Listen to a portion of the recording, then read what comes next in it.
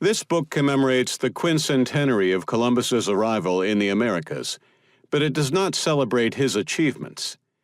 Instead, it focuses on the principal ethnic group he encountered on his voyages through the West Indies, the Tainos.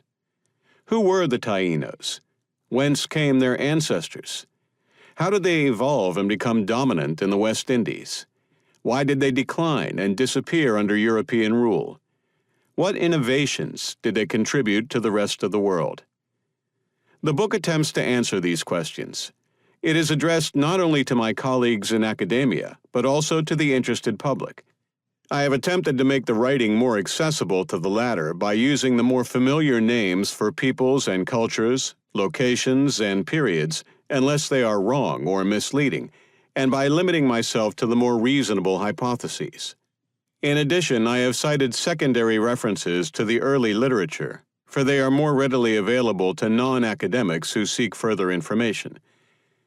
In each chapter, I begin with a statement of the problems considered therein and an explanation of how the chapter is organized.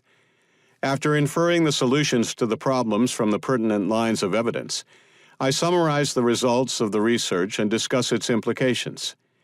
General listeners can skip the technical analysis of evidence without losing the train of my argument. The methods used have been considered at length in previous books: Introduction to Prehistory, a Systematic Approach, and Migrations in Prehistory, Inferring Population Movement from Cultural Remains. Here, I focus on results. Chapter 2 is adapted from a paper contributed to The Proceedings of the 13th International Congress for Caribbean Archaeology, held in Willemstad, Curaçao, on July 24th to 29th, 1989.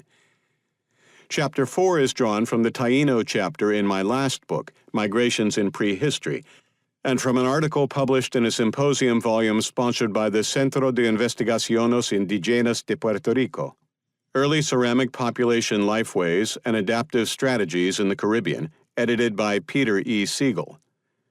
Chapter 6 has benefited from my collaboration with José Juan Arom on a brief discussion of its subject for the National Gallery of Art in Circa 1492, Art in the Age of Exploration, edited by J. A. Levinson. This book is a product of 55 years of research on the prehistory and ethnohistory of the West Indies and the adjacent parts of North and South America.